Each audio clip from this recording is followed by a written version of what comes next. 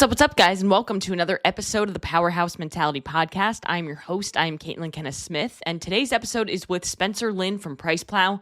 And if you're into supplements, energy drinks, or you just like hearing how the industry actually works behind the curtain, this one is a must listen.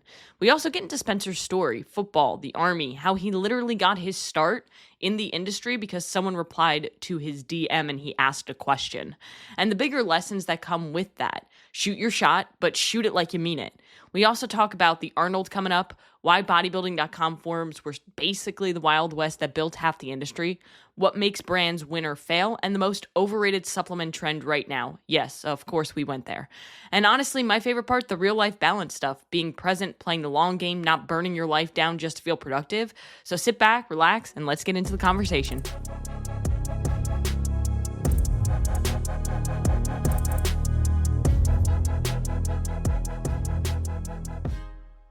Spencer, welcome to the podcast. Hey, Caitlin, thanks for having me. Yeah, we'll bring it up because we were just talking about it, but it's actually weird to have a kind of face-to-face through a computer screen conversation and actually hear your voice versus like through the messaging app or like you were saying, watching me on social media.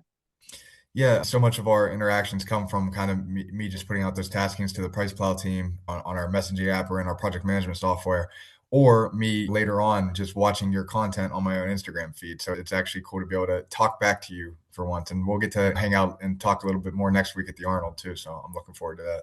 Oh yeah, I'm super excited for that. You've been to the Arnold multiple times? Yeah, many times. I think it's the most fun show in the industry. A lot of people would say Supply Side Global, which is a cool show too, but I like the Arnold better because it's more consumer focused. The people that are actually going into GNCs and vitamin shops and buying the products and ordering the products off the website, they're at the Arnold.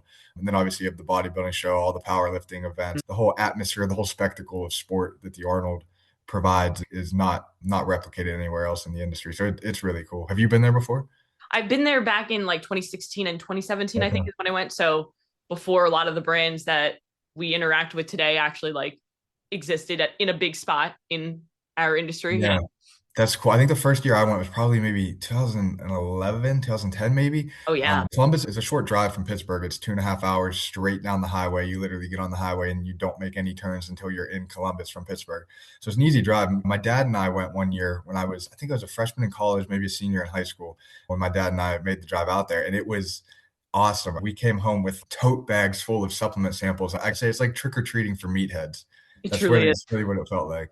Funny because I've been there probably, I don't know, close to 10 times total since then. So it's it must be cool for you to see like the evolution of the industry and to see all the different things. Because I remember back when I went, one of the biggest scenes was the Bang booth, which is funny looking back.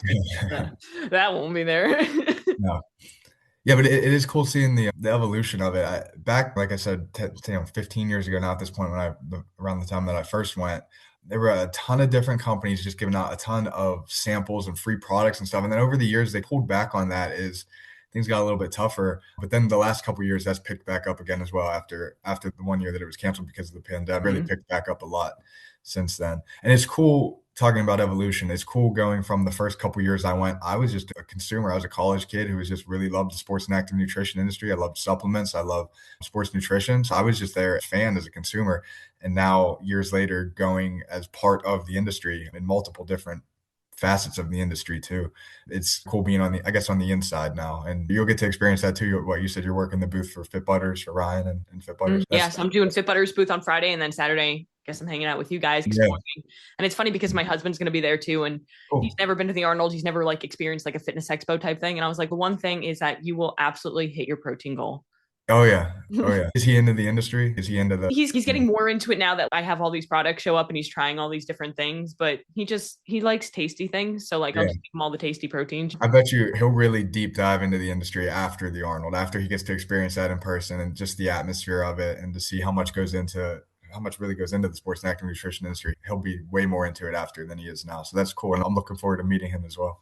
Have you ever worked at a booth before? This will be your first time working at the Arnold? This is my first time working at a booth. And it's funny because when I went back in 2016, 2017, I was like, one day I want to work a booth. Why? I don't know. Because I always like you, I found like the industry really cool and I wanted to be a big part of it. And so it's like nice to see the full circle moment where it's, wow, okay, I'm actually doing this. And I didn't realize that until a couple of weeks ago when I was actually thinking about it. Oh, cool. I'm doing that thing that I wanted to do. Yeah, that is cool. Yeah, the first couple years, right, you were just there as a fan, and now you're there as an industry insider. That's really cool. Yeah. So let's talk a little bit about how you got into the industry in the first place. Because you said 15 years ago, I just went as a fan. I Yeah. was just there and I loved it. But what really got you into fitness and this whole space in general? Were you just always an athlete or was it something that you pursued later in life? Yeah, no, I grew up very into athletics, playing all different kinds of sports when I was young. Football quickly became my favorite and the one that I focused on for a long time. I played, I think, 19 years total of football, 19 seasons of football. When I was younger, I was always just better at football because I was bigger than most of the other kids. Like in youth league, I just must have hit my growth spurt early. So I was just naturally bigger than all the other kids. And I was pretty good at football because of that. And then once, like, the time I got to like seventh, eighth grade, middle school football rolled around, most of the other kids had caught up to me by that point. So like I wasn't able to just get by on just being bigger than other kids.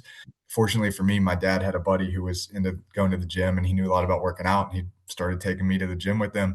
He got me into lifting weights. And then an off season of lifting weights back on the football field the next season, I really saw it pay off. So now I'm still a big kid and now I'm strong and faster and more explosive. And it really allowed me to become a better football player. And when I put two and two together, oh, the gym allows me to be a better football player. Now I love the gym too. Now I love working out. And then that kind of leads into, okay, how can I get better results from the gym? Okay, I need to watch my diet. I need to make sure I'm getting enough protein. I need to make sure I'm eating healthy foods to fuel my workouts.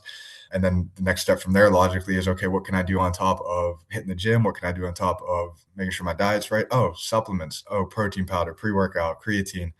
And it's a funny story how the first time when I started taking creatine, I think I might have been, I don't know, 15 or 16 years old. But I remember reading about it in a magazine, probably Muscle and Fitness magazine or something like that. I remember going to my parents when I was, like I said, 15 or 16 and asking them if, hey, mom and dad, can we go to GNC? Can I get some creatine?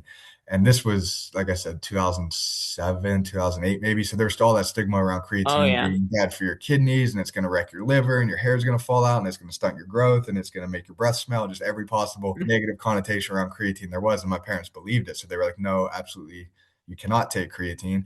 I said, "Oh yes, I will take creatine," behind their back. So I would the gym that I went to was maybe 2 miles from the nearest GNC. So my parents would drop me off at the gym. I'd get my workout in, and then I would hurry up and walk or run to the GNC 2 miles away, go in, buy creatine, walk back to the gym, and call my parents to come pick me up at the gym. And then I was hiding my contraband creatine in my closet at my house. It's funny, a 16-year-old kid, most 16-year-olds are trying to hide alcohol from their parents. I'm hiding creatine in my closet from my That's parents. exactly where my head went. I was like, most people are like smuggling marijuana or alcohol, Yeah. and he's got creatine in his Yeah, back I'm hiding creatine in my closet. Don't smoke, don't drink. Still to this day, don't do either of those things. But I was hiding contraband creatine in my closet as a 16-year-old.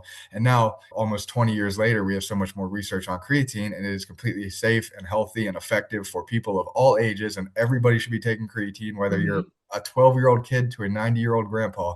You should probably take creatine and benefit from it and know that it's safe. So it's kind of in your face, mom and dad. I was right all along, and we have the science to prove it now. That's how I feel about a lot of things with creatine because when I was a younger trainer back in 2012, I remember specifically recommending I trained like a really skinny, tall teenage boy who wanted to build Mhm. muscle and get big for college. And I recommended this whole supplement stack for him. He needed like a meal replacement protein because he wasn't getting enough. And then one of the biggest things was creatine. And I had his mom actually came into one of his sessions and had this whole conversation with me about how she read it's a steroid, that it's going to Mhm. destroy your kid, like all Yeah. these crazy things that we all have heard. And he wasn't allowed to take it. And now I look back and I'm like, I hope Karen reads Yeah. the research now. Yeah, it is cool to see how far the creatine research has come and it's gained so much mainstream popularity. I tried to get my 90-year-old grandparents taking creatine for the cognitive benefits of it. So yeah, it's cool to see how far that's come along. And I don't think there's many people out there that still believe all of the negative connotations that it had 15, 20 years ago. And if they do, we can easily prove them wrong now. So we can hopefully get more people on board there. Yeah, absolutely. As we know, creatine is trending. My Yeah. video has Oh yeah. 350,000 views right now. And Yeah. most of the comments are like people calling me stupid. I mean, there were a lot of negative comments in there too, but there were a lot of good comments There too. were I actually, read there through those were. comments ad nauseum, and there were just as many people in there saying how your information benefited them and how they learned something new and how they're gonna try creatine again because it used to hurt their stomach, but now that they know that information, they'll try it that way. So there were a lot of good comments in there too. That did a Truth. lot of good. One of the actual most common comments that I got, and I actually wanted to ask you about this because I know you know a little bit more than me, is you have to take creatine with grape juice. I got so many comments. And is that just because of the insulin spike, or is there something magical That about grapes? that was the common, again, 20 years ago, 15 years ago at this point, that was the commonly held belief that if you take creatine with grape juice, it would spike your insulin and help the absorption. Muscle Tech, Cell Tech back in the day, again, 2000, circa 2007 to 2010 timeframe, it was 5 grams of creatine and like 60 grams of carbs from sugar because, and they touted that it would, the insulin spike would help you absorb the creatine. And then people are taking that product and gaining a ton of weight from it and thinking, oh, this creatine's making me so much bigger and stronger, when in reality you're also now just consuming an extra 250 calories a day from the carbs that are in Cell Tech. But again, it helps a lot of people bulk up for football, myself included. But to this day, there's memes of Cell Tech from that time. The bodybuilding.com forums were Oh God. what Instagram is now, that used to be what the Yeah. bodybuilding.com's forums were times 20. So there were all kind of memes on there about that. That was also an interesting place. I feel like the bodybuilding.com forums were just like a lot of bodybuilders were like experimenting with different things and like sharing their results with It was the Wild West you in a know? lot of different ways, and not even just from like actual lifting and sports nutrition and stuff. It was the Wild West. The MIS section, the MISC section, like miscellaneous section on there was the Wild West. RIP. Great. That's a great place. And that's honestly, that's where PricePlow got started back in 2008. Mike was a well-known figure on the forums. That is part of the founding story of PricePlow, is that it was born of the forums. And so were a lot of other big people in the industry and a lot of brands in the industry. That was their starting point. That was like the primordial ooze of the modern day industry, if you will. Lane Norton came from the Yeah. bodybuilding.com's forum. I believe Jeff Nippard was on there. A lot of big names and big companies in the industry now. The early days of Cellucor, which is now evolved into C4, was from the forums. So yeah, you could trace a lot of this industry's history back to the bodybuilding.com forums.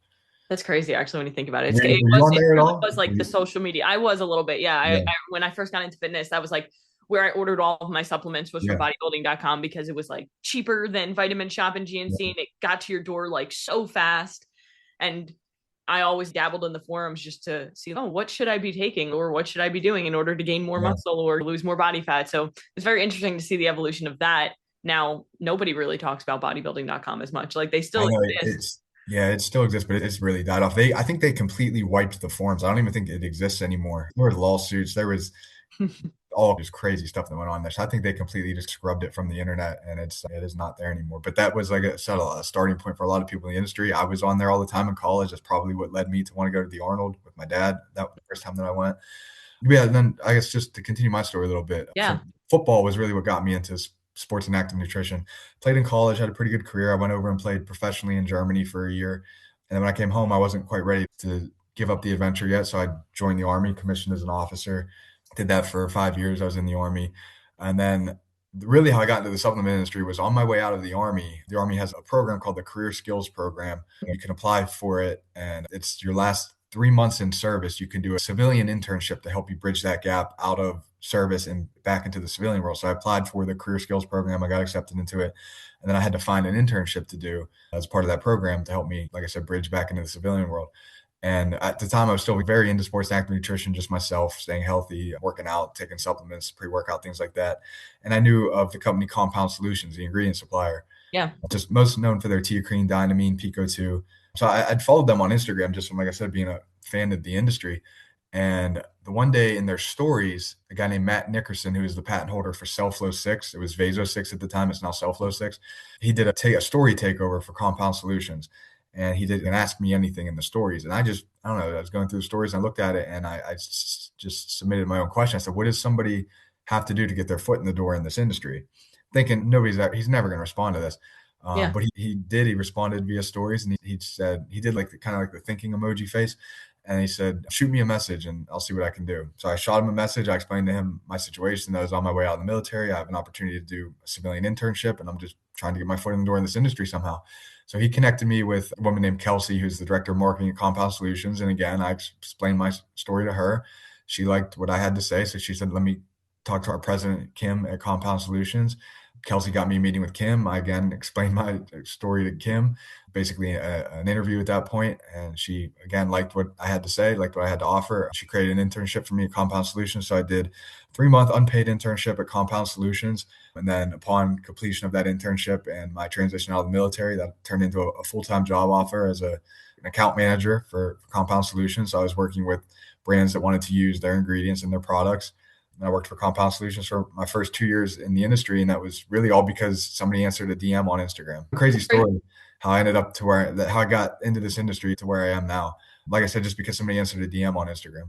Yeah, and one lesson to take away from that is always shoot your shot. Always shoot your shot. Make sure you're shooting at the right place. Make sure Right. your shot is good and lined up, and you have a powerful enough shot to get it where you need to get it, but still always shoot it. Yeah, shoot your shot when you're actually passionate about something and it's something that you can actually see yourself doing. Because what I find is that a lot of people, they start pursuing something because they like the idea of what it would be like to be that person, but they actually don't want what that person has if you actually dig down.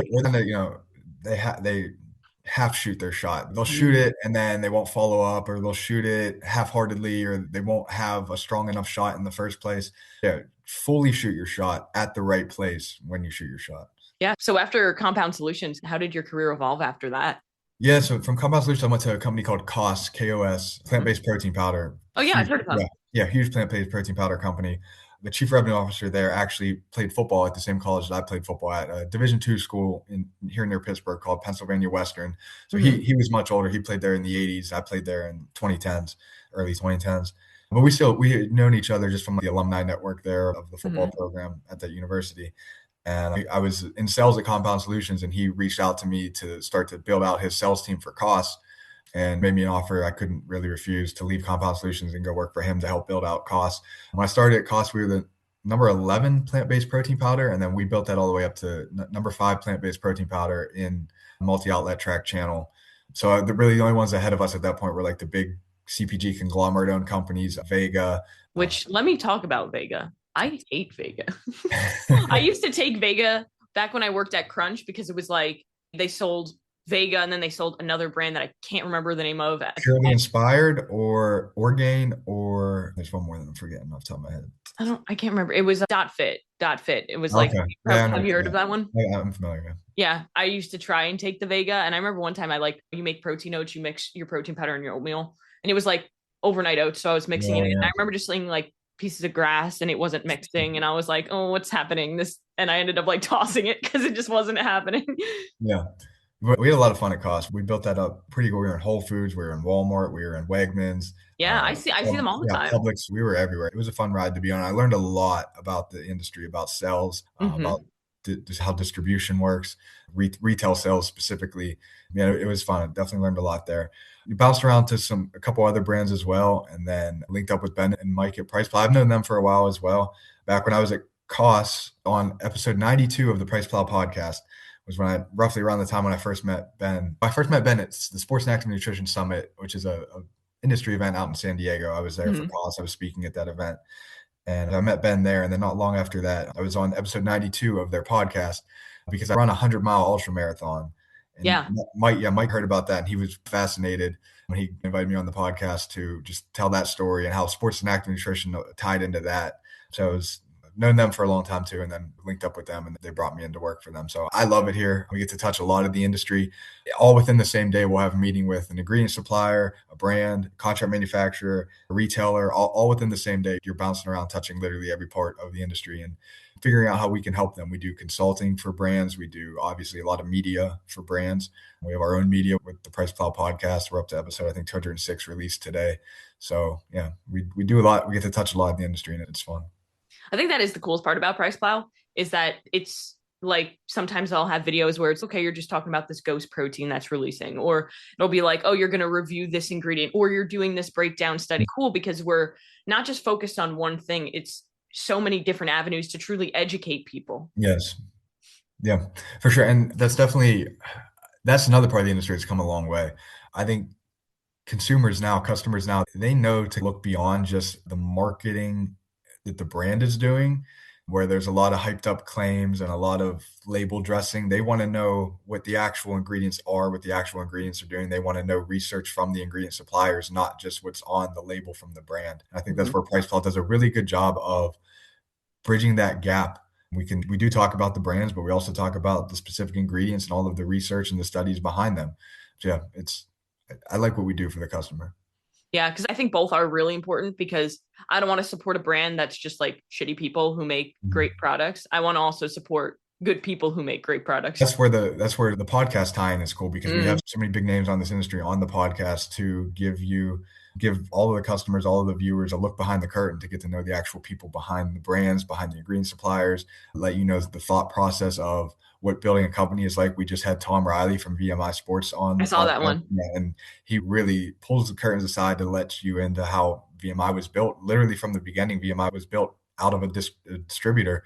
Yeah, so it's cool having all those guests on the podcast and just giving people a platform to tell their story to people who really care about the industry. We Yeah, don't that have the reach. We're not the Joe Rogan experience. We don't have 2 million viewers with every podcast, but the 600 people, the 600 views that our podcast gets, those are 600 people that really care and nerd out about the industry.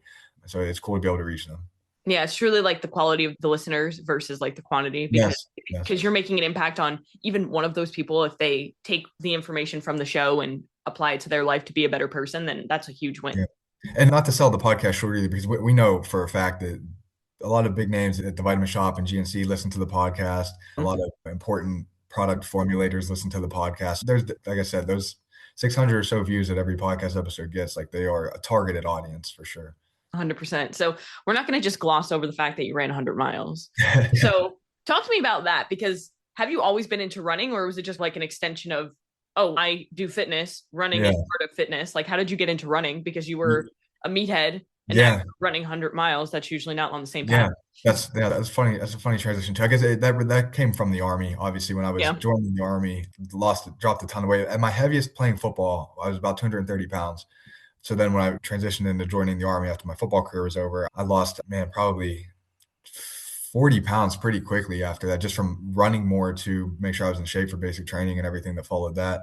So that kind of became my new sport. Running filled that gap that football left when I stopped playing football. And obviously, running is very beneficial for the army, for the military in general.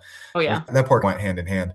And then when I got out of the military, I was still looking for ways to physically challenge myself. That was one of my favorite parts about the army was just daily physical challenge that you face in the service. So I still wanted, and still to this day too, I always look for ways to physically challenge myself like that. But that was just the thing at the time that kind of I caught the bug for. I was like, I just want to see if I can do this thing. I literally, yeah, I wanted to physically challenge myself, but the bigger why was I literally just want to see if I can do it. There was Yeah. really, Did you ever really do no like a gain. marathon or anything before? Yeah. Okay. Just making sure I've that done, you weren't yeah. just, I've ran like a 5K. Let me just jump into 100 No, miles. I think I did maybe I've done 3 or 4 marathons, before that. I did 2 ultras before that. So, like I said, 3 or 4 marathons. I did a 37-mile ultra, a 50-mile ultra, and then the 100-miler. So I did work my way up towards it. What I But think is actually funny about the ultra marathon space is that you go like marathon, like 30 something miles, 50 miles, and then so let's just do 100. yeah, We're just going to double it. and then there was a full distance Ironman somewhere in there as well too. Of So course. a Can't 2.4 mile forget. swim, 112 bike, and then a 26.2 run. So there was a full distance Ironman in there. But the 100 miler was by far the toughest of all of them. It was in March. I think it was March 15th or March 17th timeframe in Pittsburgh. And if you know anything about March in Pittsburgh, it can be anywhere from 70 and sunny to 15 and snowing. And unfortunately, that night I dropped down to 17 degrees Oh no. with snow flurries overnight. So yeah, it took me roughly 29 hours to do. I finished in fifth place out of 47 people that started it. 17 finished. Jeez. So I finished in fifth out of 47 initially, but like I said, 17 finished. So the rest dropped out overnight or got hurt or had to quit or whatever scenario. But yes, it took me 29 hours, dropped down to 17 degrees. At one point overnight, I remember just running through the woods, probably 3 or 4 a.m. And I get to an aid station and my shoelaces are completely frozen solid. I wanted to take my shoes off to change my socks because my feet were taking a pretty bad beating. I Yeah. couldn't untie my shoes because my shoelaces were frozen solid. My fingers were numb. My water bottle that I carried on my vest was frozen solid. So my water bottle was frozen solid. Really went through it that night. Fortunately, my dad was there as my crew. He was my one-man crew. So he was out there, at the aid station. He would meet me at the aid stations every 8 to 10 miles or however often there was an aid station. But he would meet me at the next aid station and kind of help take care of me, shove food in my face and try to warm up my hands. And I never could have done it without him crewing me. But it was cool. It was definitely an experience. I will probably do another one at some point in my life. But yeah, it was interesting. And then the couple days after, I was pretty messed up. Not I think long that's the after. part not a lot of people think about is Yeah, it's not even like the muscular fatigue, yeah, but it's yeah. the nervous system is so It, messed up. 100%, you nailed it. The next day, my muscles and even my joints were mostly fine, but my CNS was messed up for about a week after. My sleep schedule was all messed up. I was not hungry at all. I thought for sure that I would be ravenously Mhm. hungry after this thing. It took me maybe 3 or 4 days for my appetite to come back. I couldn't eat. I couldn't really keep anything down. It was weird. It was weird afterwards. Yeah, nervous system fatigue is something that people don't realize is worse than muscle soreness. Because of how I train, sometimes I deal with that. Last Saturday, it got really hot in Florida, which it's not been that hot. I live on the panhandle, so it gets Mhm. colder here. So it got up to like 85 and it was super humid and I had a really hard training session and my body was like, no, we aren't used to this quite yet. This isn't the season.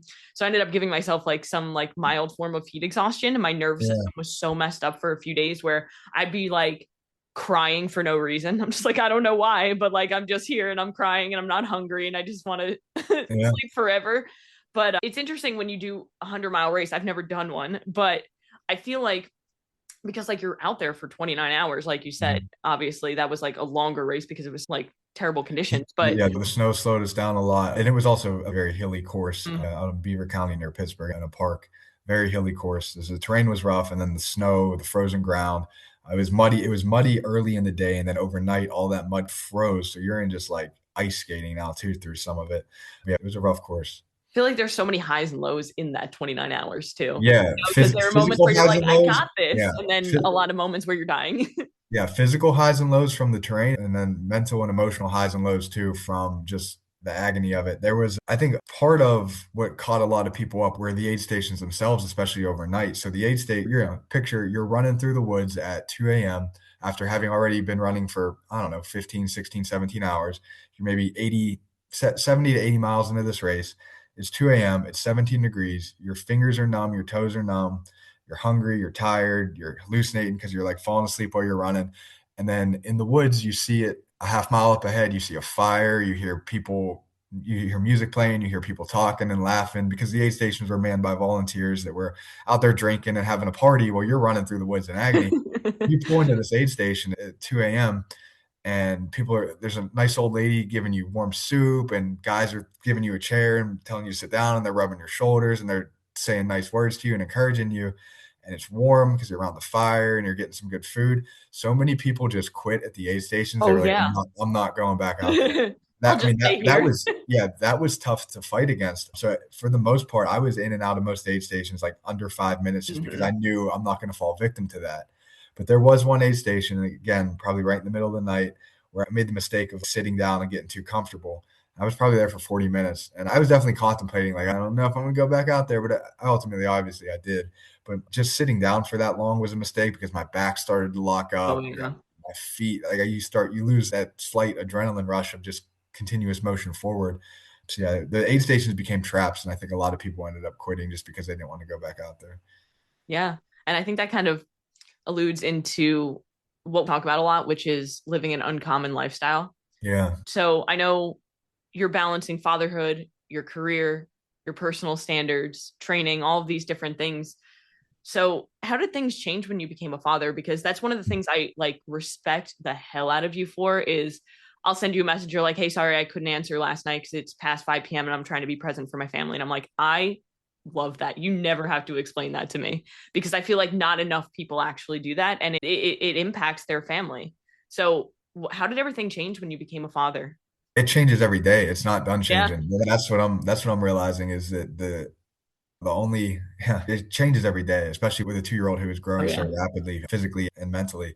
It's tough, and it's still something I'm working on figuring out, and I'm working on that balance, and I verbalize those things like that, like you mentioned, I told you, I verbalize those things like that, not so much as a me telling that to other people, that's me reminding myself that is the priority, that is me. Get that because I have to do the same thing. Like when Yeah, my clients message me at 11 p.m. and I'm like, I should answer this. I'm like, just no, you don't yeah, need to do that. So I need to remind them in the morning, like, hey, I'm not going to respond after this time. That's a reminder yeah. for me, not them. And especially us being wired the way that we are, where we want to constantly work, we want to constantly push whatever we're doing forward. But that's not the main thing for me anymore. This is the biggest change is realizing that I'm not the main character anymore. My son is the main character. My wife and I, we have that conversation where like we're not the main characters in our story anymore. Landon, our son, is now the main character. So looking at it from that perspective helps, but it's still a constant battle with myself that no, I need to close my laptop. I need to go be present with my son. No, I need to put my phone down. I need to go be present with my son and my wife together. We need to go to the library and read to our son and let him play with the blocks at the library. Like we need to go spend time together as a family. So that is a constant battle for sure that I still deal with. And it's the right battle. That is, I should feel that way. I shouldn't Yeah. want to just work constantly and disregard my family for work. It's the other way around. I'm working to provide for my family, not work shouldn't be the first priority. But again, I have to remind myself that all the time. That's a daily battle. Yeah. And I think it's a good reminder to continue to, or a good battle to continue to fight. Like I said, so many people don't fight that battle because they do that. Oh, I have to provide for my family. You're not even present with your family. Yeah, So that's the best way to provide what's for the family point? is by being present for sure. And that's the reminder. That's been my mantra is that when I have to fight that battle, it's no, you're not the main character anymore. Your son is the main character. Go provide for him, go nurture him, go develop him, go try to teach him to spell a new word, go throw the football with him, go try to teach him how to catch better, whatever it is that he wants to do. That's the main character. And it is really hard in this industry where it's like social media and everything's always changing. Yeah. There's always work to be done, like you said. But there was one thing that you said to me once, and it like has stuck with me. And it was we are blessed to be in an industry where most of the time, like 99% of the time, it's not about life or death. And we can put this Yeah. off until the next day. And I think that so many people need to hear that because most of us, unless we're doctors, aren't Yeah. playing that life or death game. And I have so many clients specifically who they're like, oh, I can't sleep at night because I'm thinking about work. And why are you taking that home with you? Yeah, for sure. And the other thing too, and I guess running the 100 miler helped me realize this too, is pace yourself, right? Do you want to just do nothing but work and then burn out 5 years from now and go Yep. crazy? Or do you still want to be here doing this in 20 years, leaving a legacy, leaving a bigger legacy 20 years from now? If you paced yourself over time, than you could if you sprinted for 5 years and burnt yourself out and quit. The whole tortoise in the hare mentality, really. Yeah. And that goes for your career and it goes for fitness too. It's something that I've had Yeah, to learn, yeah, right? Because I used to be the person who I never took a rest day because rest days make you weak. And now what I've learned and something my coaches told me is if you feel like you shouldn't be taking a rest day, then you need to be training harder on the days that you're training. You're not training hard enough. yeah, I was like, oh shoot, you're right. Effort is a choice, and that's what I have to choose. So now by the time I get to Sunday, which is my rest day, I'm like, I don't even want to open up my garage gym. I don't yeah, even want to look at it. Like, yeah. save you for tomorrow. I think that's the right mentality to have too. Being there for the long run and not burning yourself out in the short time frame is definitely, I think, the way to go about it. Yeah, I think too, when I turned 29, I joke as it was the year my body broke because like I would be when you're in your early 20s, you just walk out the door and you start running. You don't have to warm up or anything, Yeah, you just start running. And now I'm pretty sure yeah, my knees would explode if I did that. But yeah, I remember when I turned 29, I got plantar fasciitis. It was like the first thing. And I was like, I've never had this before. And I've had clients who have had it and I didn't understand it until I actually yeah. had it, how debilitating it can be. And then like after that happened, I had some hip issues. I herniated a disc. I blew out my knee. I'm just like, whoa, when you turn 30, everything changes. So you actually need to prioritize that rest and recovery because if you don't, you're going to be paying for it and you're not going to be able to train or do the things that you want to do in your life. And it's interesting to how you just described injuries. They follow a pattern. You said it was plantar fasciitis at first, so that's obviously down your ankle. And then you Yep. said your hips, and then your Mm-hmm. back. Like it literally just goes right up the chain. Yep. It does. Wow. Yeah, that's interesting too. Yeah. Have you ever had to deal with any sort of injuries with all the kind of training that you do endurance Um, wise? Fortunately, I've man, even during football too, I was pretty injury free. Like nothing really ever. A couple concussions, but a Yeah. I ton mean, of that's, I yeah, feel like concussions are just like part of the Yeah, game when you a play football. ton of broken fingers and stuff, separated shoulder, but nothing catastrophic that ever really prevented me from missing a bunch of time, and even out of this day, I've dealt with some ankle issues as well from my running, Yeah, those are but the again, worst too. yeah, nothing that's, like, really put me on the sideline for a long period of time. So I've been fortunate, but again, I think that really comes down to one, how long I've been doing it. I've been Yeah. working out consistently since literally eighth grade. I've also been eating healthy consistently since eighth grade. I've been supplementing right consistently since probably 10th grade. So that's 15 years plus of doing all of those things consistently. I think I'm not bulletproof by any means, but I'm close just from doing it for so long, so consistently, and the compounding effects of consistency. I've really been able to stay pretty healthy throughout my whole athletic career. Yeah, consistency in fitness and in health and nutrition, all of that is literally compounding interest. It's like an Yeah, investment that you make. And I think yeah. so many people don't actually know what consistency feels like. Our college football coach, our college football strength and conditioning coach, he would always used to say, "Stay ready so you don't have to get ready." That Mm. was the same mentality that I've always taken. It's easier just to be 90% fit and healthy all year round rather than like the highs and the lows. Anybody can show up for a day or a week or a month and crush it, but that doesn't impress me. What impresses me is the people that have done it for 20 plus years. That's what impresses me. Yep, absolutely. It's there's a quote, and I'm going to completely butcher it, but it's you can't be consistently good. Nope, be consistently good instead of being occasionally great. Yeah, That's yeah. it. It's better to be consistently good than occasionally great, for sure. I think that's Jeff Cunningham, who's a Yep. running coach. Yeah, Yep. I've heard Yeah, him. I know him through Nick Bear because Nick Yeah. Bear, the only, so like when you said, oh, I ran this 100-mile ultra marathon, I did this triathlon, I was like, is this guy Nick Bear? That's funny you brought Nick Barrow. He actually went to a school called IUP, Indiana University of Mm-hmm. Pennsylvania, and I went to Penn West and IUP. We play each other in football every year. That's actually our school's biggest rival in Oh, that's football. funny. Division two football, obviously not. We're not big time Division one, Alabama, Michigan, Ohio States, but still Division two football is a pretty decent level of football. But both schools being here in Western Pennsylvania in the coal region, they play each other every year. When they play, it's called the Coal Bowl, and the winner of that game gets the coal lunch pail trophy. So it's like a coal miner's lunch pail is the trophy of that game. Cool story if you're into football. It started back in the 60s. There were two twin brothers, and one played at IUP and the other played at Penn West, my school. And they played against each other, and that was like the start of that rivalry back in the 60s. And now it's the winner of that game gets a trophy. But so yeah, Nick went to that school. I don't think he didn't play football or anything. He was in ROTC there, but Yeah. we played No, them. I've been following Nick Bear since the very beginning, and it's really cool to see the Yeah, evolution of his brand and everything because it's yeah. huge. Also, they're dropping a whey protein isolate in March. Really? They're sponsoring the Pittsburgh Marathon in May. Mm-hmm. I've been thinking about maybe doing the marathon. I'm messing around with that. Maybe I haven't signed up for it yet, but I'm considering it. But yeah, they've blown up. I think, in my opinion, they're the best brand that does when it comes to building a community. I don't think there's anybody that Yeah, does it better than them.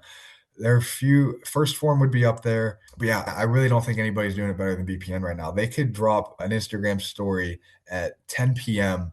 and say, "Hey, the next morning in X city, we're going to have a run club," and they'd have 100 people show up. Like, 100%. I don't think there's many other supplement brands that could do that right now. The ability for them to have built the community the way that they did is insane. Yeah, and it's actually cool to again evolutions and like to see the evolution of the brand from going from this bodybuilding brand to Yeah, doing decently well to then all of a sudden being in the endurance space and yeah. blowing up. I think a lot of that is because it is authentic to Nick, and that's credit to Correct. Nick for living the lifestyle that he sells via his brand. Like, he lives that lifestyle, and he surrounds himself with people on the team that also live that lifestyle. So I think just the authenticity of that brand was what has allowed them to so easily build their community that way. 100%. Which I have a couple questions for you with the industry. Like, why do you think, because this is about talking about great brands doing great things, why do you Mhm. think some brands fail? Because obviously in the supplement industry, I think there's a lot of brands that fail more than people actually realize because Yeah. it's like almost like a revolving door, I feel like sometimes. Yeah. I think one of the big things, I think people try to scale too fast Mm, before they really understand their cost of goods, before they understand systems, before they understand even D2C before they even get to retail. And then when they do try to scale too fast, they try to scale into retail too fast. And that is a whole other ball game where your margins really come into play. Your ability to negotiate with distributors and mm, the retailers themselves really comes into play. And I think people try to rush to failure, for lack of a better word. I think that's one way that a lot of supplement brands fail. Another way is just not having the marketing aspect of it down. And nowadays, where everything is so digital, you really need to have a good e-com team, a good digital marketing team. Not to plug PricePlow, but the ability to leverage the existing assets in the industry, like PricePlow Mhm. or Fitness Informant or like a Stack 3D, just to get your brand's name out there a little bit more. It might sound a little bit conceited, but like whenever I'm on LinkedIn and I come across somebody that doesn't know who PricePlow is, or doesn't know what Stack 3D is, or doesn't know these really well-known sports nutrition industry mediums, it surprises me. I'm like, where you been? Like, you're in this industry, but you don't know who some of these key players are. And yeah, that's not just us at PricePlow, Stack 3D too. But if you Mhm. don't know who at least one of us are, like, you're probably not doing your homework to try to figure out this industry a little bit better. So just, I guess that would be point number two on how a lot of brands fail, is just not doing their homework and not knowing the industry. They're just trying to sell a product without knowing the actual nuance and the behind the scenes of the industry. You gotta, if you're not native of the industry, if you're not already trying to start a brand from being in the industry, like if you're just an outsider trying to start a brand, I would hold off on even starting a brand and give yourself a year to just do like your due diligence on learning the industry, learning who the key players are, learning how contract manufacturing works, learning how negotiating deals with retailers works. Like, yeah, you got to do your homework first. I think a lot of brands either try to scale too fast, or just don't do their homework.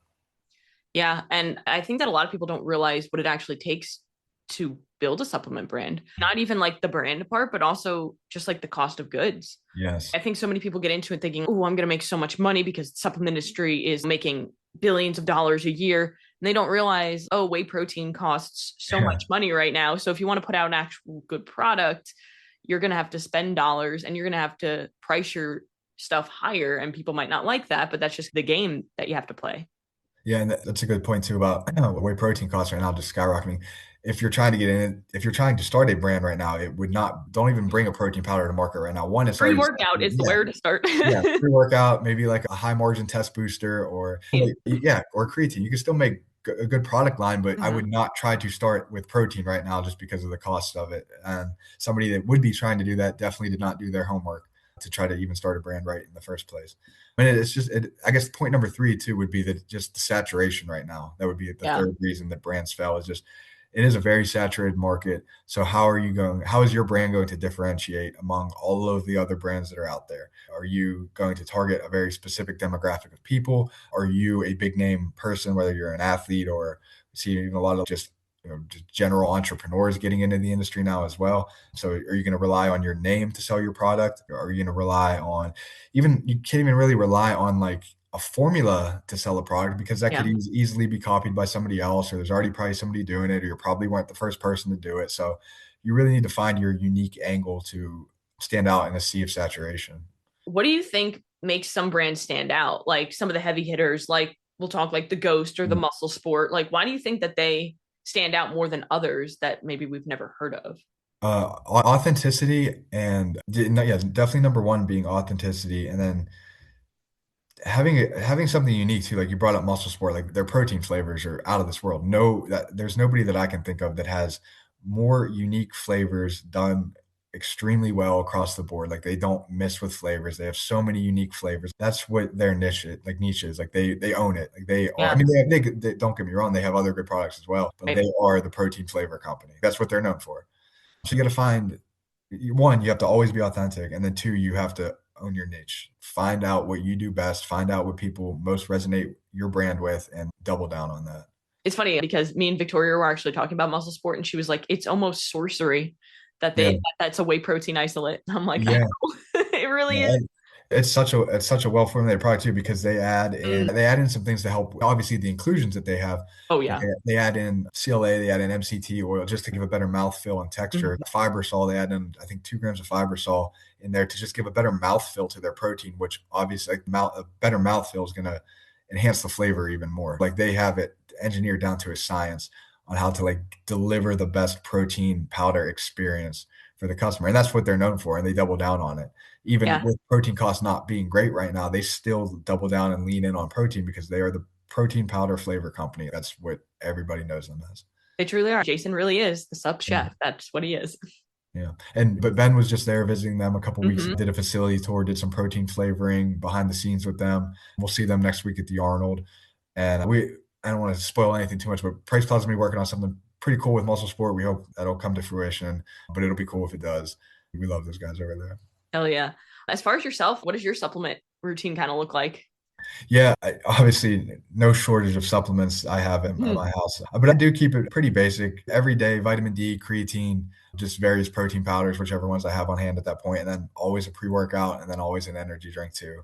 I rotate my pre-workouts often and energy drinks often, but that's typically, even though I have access to an insane amount of caffeine right now, like enough caffeine to fuel an army. I know, Um, same.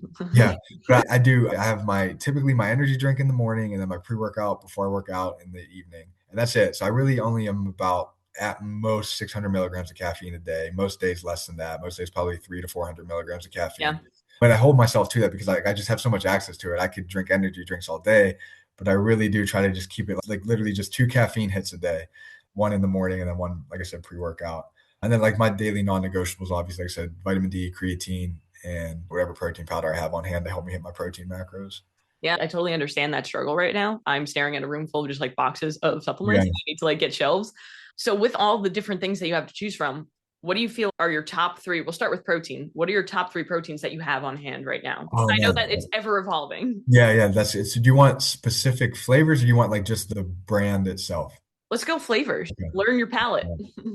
I'm going to really Man, challenge you on this one. I know. And I want to give a good answer too. I don't want to just say whatever. I got to pick something from Muscle Sport. Gotta. Yeah, I think my favorite that I've had from them is, oh man, the Black Forest cake that they have. It's like a dark That's like a chocolate cherry. cherry. Yeah, that one. That one I would say is my favorite from them that I've had. They have so many flavors. There are multiple that I haven't had yet that I would like to, but that one is my favorite from them that I've had just because it's very unique. Yeah. The dark chocolate with a little hint of cherry, and then they do so well with flavoring. You can actually distinguish the cherry flavor in there. It's really well done. Yeah, that's Uh, the coolest part about them. The flavors are so unique. Like yeah, even the Dubai chocolate one that they came out with, like doing it yeah, differently to have it like street style with the added dried strawberries. So yeah. cool. Yeah. Another one that comes to mind is, and this one comes to mind for a cool reason because it would be VMI's Protolite and their mint chocolate chip flavor because I don't like mint chocolate chip, but I love that protein flavor. Interesting. See, mint Yeah. chocolate chip ice cream, specifically the green one, is my favorite ice cream of Yeah. all time. I need to try that one because I Yeah. tried their strawberry banana one, and that one Okay. was Yeah. great. That's I'm good. Yeah. usually not into fruity proteins, but I Mhm. think because they added the real inclusions of Yeah. The fruit, it strawberry made and it banana. better. Yeah, Yeah. but that's why that VMI one specifically comes to mind because I don't like the combination of chocolate and mint at all. I don't Yeah. like it. But for some reason, I really love that protein flavor. So Interesting. that one comes to mind. And then Ghost, I would have to say Ghost Cinnabon, just because that It's a is such a classic. cool collab. That's such a cool collab. And when I was younger, my dad and I would always go to the mall and get Cinnabons from we'd actually get Cinnabon. That was like our treat at the mall. And like that flavor is so nostalgic for me for that reason. Just like I said, remember going to the mall as a kid with my dad all the time and we would get Cinnabon.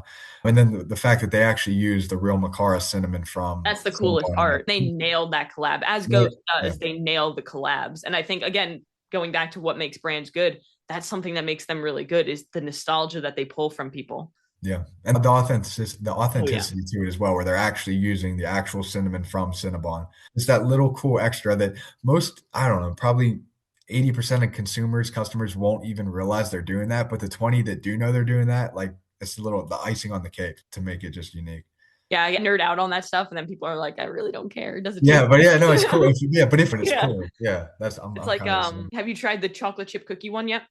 Yeah, yeah, that's good. It's The good. cookie, another little fun fact, you're talking about Ghost chocolate chip cookie one that just came Yeah. out. Yeah, the actual, and I didn't know this until I saw Dev. Do you know Dev from Ghost? Oh yeah, Dev. Yeah, He's actually sent me a care package when my yeah, husband wasn't here, and there was a ghost hoodie in there. I now buy every ghost hoodie, and I was yeah. like, "You are a good salesman, sir." Dev's the man. I love Dev. Dev Yeah, is the he's a great man. guy. But I didn't know this until I saw his post on LinkedIn. Hmm. He mentioned that it is the cookie inclusions that are in the Ghost Way chocolate chip cookies.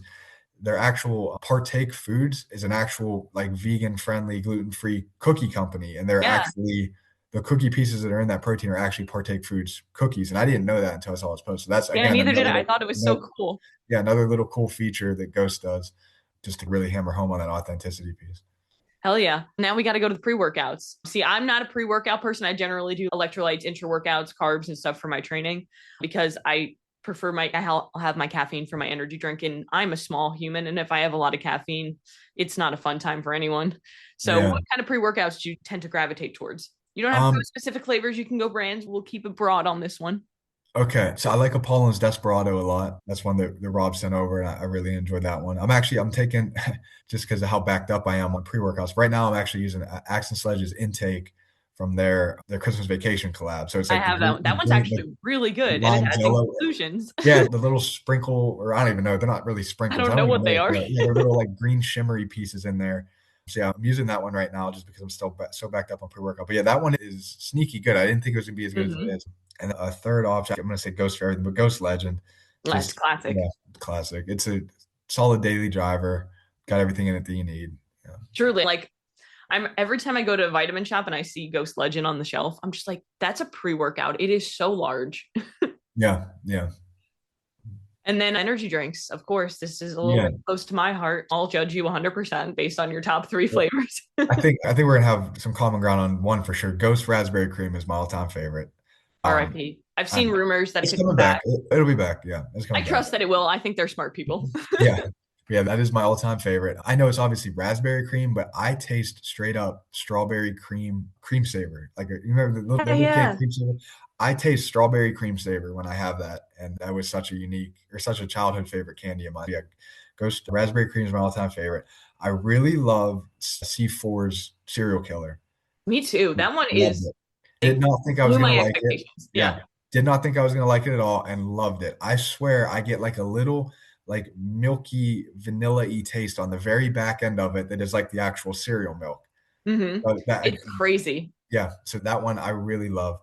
And then I know you like Misfit Energy as well. Their key lime pie flavor was very good too because that was a unique flavor. So Um, unique. Yeah. So I feel like when it comes to citruses, usually it's just here's a lemon lime or citrus. And I yeah. think that was just so different. Yeah, because I get the little bit of creaminess on the back end again that I mentioned with Serial Killer. So maybe that's a unique angle that more energy drinks should try to do. And again, I guess, wow, all three, I learned something about myself just now. All three of my energy drinks have some type of creamy or vanilla or milky note to them. That's That's interesting. true. I That's didn't true. even do that on purpose. Have you tried a bomb energy yet?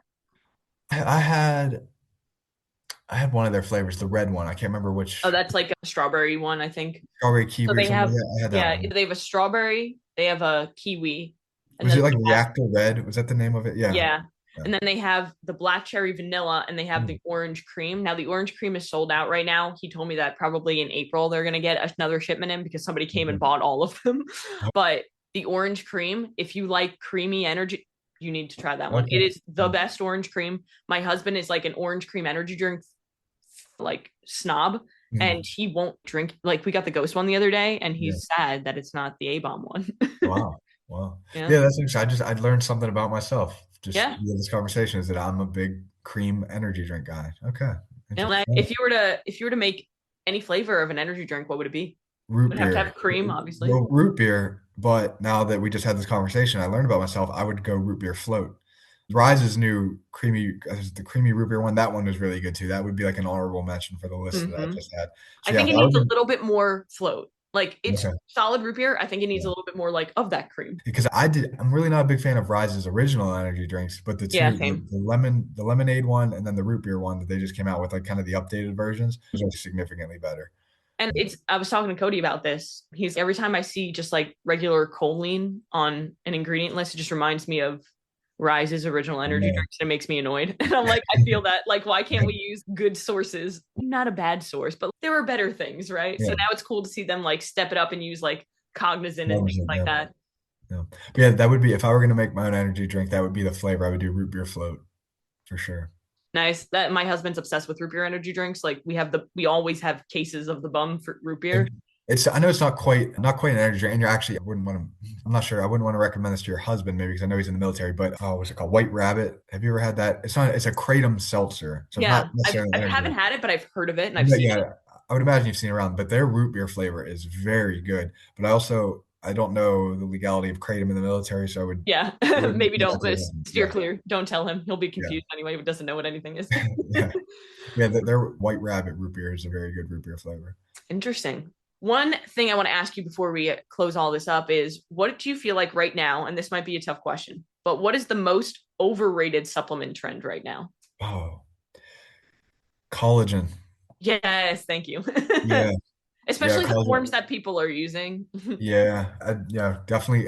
Not so much. Yes, the forms that people are using, but people's expectations of it. That's really what it is. Because collagen is not protein powder. And every time I see a protein powder or a protein bar that's we have 15 grams of protein plus collagen, and I'm like, is it 15 grams of protein and then collagen, or is it 15 grams of protein and 10 of that is collagen? If you're taking collagen because you want it to help with your hair, skin, and nails, and maybe your joints, yeah, okay, that's Absolutely. pretty much what it's for. But if you're taking collagen thinking it's going to help you recover or build muscle, or it's adding to your daily protein requirement intake, no, that's you're doing it for the wrong reason. So I would say, yeah, collagen in everything is a trend right now that I get why it happens. Collagen's cheap. It can boost the label protein claim without really being for muscle building, for recovery, and things like that. So I get Especially with why. whey protein Yeah. being higher. So they're like, Yeah, oh, it has and 15 grams. I totally get what's going on, but that is something I think the average customer needs to be a little bit wary of. Make sure you know why you're taking your collagen. Yeah, I think that's with anything. The Yeah, oh amount yeah, of times true, where for people sure. are like, "Oh yeah, I take this," and I'm like, "Why?" and they can't give me an answer. I'm just like, maybe we should figure that out before you continue taking it. Yeah, but I think that is a trend right now that I get why it happens, but that's something that's overrated is just adding collagen to everything right now. Do you think that more supplement companies need to have transparency when it comes to, let's talk specifically protein? Like, for example, if I turn over like the Ghost label that I have, Yeah, it'll say whey protein yield. concentrate yielding X amount. Do you think more protein companies should be doing that? It should be is a strong word. Obviously, Mm, they can obviously do whatever they want, but I think that is something where if you don't have anything to hide, yeah, why not do that? I that's what I know think about. Pollen does that, like you mentioned. Ghost does that. I believe NutriBio does that. Yeah, so being as transparent as possible is never a bad thing to lean in on. If you're looking for your identity, for lack of a better word, as a brand, lean in on being a transparent brand and telling your customers everything you're putting in the product and showing them the yields, showing them that you have nothing to hide. Yeah, it's a benefit to the customer at the end of the day, and it's a benefit to your brand. Yeah, it would be Mhm. something that if you're looking for an identity as a brand, that would be a good place to go. Yeah, yeah. So what's next for you then? I know you mentioned like possibly Pittsburgh Marathon, but Oh yeah. what's Well, yeah, kind of going on in your life? yeah, we'll be at the Arnold next weekend. Hell yeah. Ben, myself, you, Cam from PricePlow will all be at the Arnold doing a lot of fun things. We'll have Ben and I will be podcasting with Darren from Perfect Shaker. Perfect Shaker's been a great partner Also, for us at they PricePlow. truly are the perfect I shaker. see it. You got it Like back. Yeah, I got mine. I got mine up here. they're so cool. Yeah. And I used it to mix up. I did a review on Apollo's egg protein. When Rob messaged me and he was like, I love the flavor. I just wish that it wasn't so clumpy when you just mix it in water. And I was like, man, I used this perfect shaker cup. And let me tell you, it's truly perfect because it mixed it so like I had a smooth egg protein. I had no issues. Yeah. Yeah, so Ben and I will be doing a podcast with Darren, maybe another podcast that we're trying to get confirmed as well. Getting around, seeing a ton of our partners there. We'll make sure we introduce you to everybody. You're definitely part of the team at PricePlow. We're appreciative to have you. It was cool when Ben found you. He came to Mike and I was like, "Hey, we got to get this girl on our team somehow. She does awesome work, awesome content." And Ben, like I said, showed Mike and I your work, and we were like, "Yeah, let's have a meeting with her." And we're definitely very fortunate to have you on the team. And it's cool you adding to obviously Ben and Cody and Victoria and yourself and Cam. We can do when we meet with our partners, we say you can customize your content creator, right? We have Ben, Right. who's the big power lifter. We have Caitlin, who's a CrossFit athlete. We have Cody, who's an endurance athlete. Victoria, who's a registered nurse. So we have like literally choose your content creator whenever we go to our partner brands. So it's cool to be able to offer them literally different characters to speak to their product. It's like a video game. Yeah, 100%. Yeah, It's so that's a funny really good actually that analogy. you mentioned that too with Ben because I remember distinctly the moment I reached out to Ben, like I was in New Jersey. It was like the worst week of my life. It was my cousin had just died of cancer and I was there for her wake and funeral. And then 5 days later, it was my brother's wedding. So it was like very emotional. And I was sitting Yeah, on my brother's roller coaster. balcony in New Jersey. And I was like doing something for social media. And I was like, man, I wish that I could do that. I love making this content and stuff. And Ben had followed me like a week prior. And when he followed me, I reached out and I was like, I love your stuff. Thanks for the follow. And he was like, hey, if you ever need anything, shoot me a message. And I was like, let me shoot my shot. So I Yeah, shot him a message and I was like, hey, how do I like make this into something that I can build and into a career? And he's like, when can we hop on the phone? And so we hopped on the phone like a week later and then that kind of all came. And it was really cool to be like, shoot your shot, just how we started. yeah, yeah. That's cool. It's cool that it's paid off. It's cool that it's got you to where you're at now. And next week at the Arnold, you'll be hanging out with the team and meeting a lot of important people in the industry. So it is really cool what can come from just shooting your shot for sure. Hell yeah. Yeah. So the last question if somebody's listening right now and they feel stuck with what they're doing or they want to pursue something greater, what is one piece of advice that you would give to that person? And it could even be to your younger self, like however you Yeah. want to look at it. Yeah. Just go for it. I live my life with like, when I'm old, when I'm 90 and in the retirement home and talking to my hopefully great grandchildren, I just want to have good stories to be able to tell them. That Mm. is a lot of what guides me to live my life the way that I do. I literally just want to have good stories when I'm old. I grew up listening to my grandpa's stories. He always had good stories to tell. Was always getting into something as a kid or learning a valuable lesson or building this or involved with that, and just good captivating stories. If you're hesitating to do something or if you're looking for motivation, use that. Just go out and make some good stories for yourself so that you can tell to your great grandchildren when you're old and in the nursing home. Oh yeah, I absolutely love that answer. Yeah. So thanks again, Spencer, for being here. I'm excited to meet you officially next Yeah. week. And everybody who is listening, go follow Spencer, go follow PricePlow. I'll put everybody's information down below, and go out and do one thing that's going to take you one step closer to where you want to be.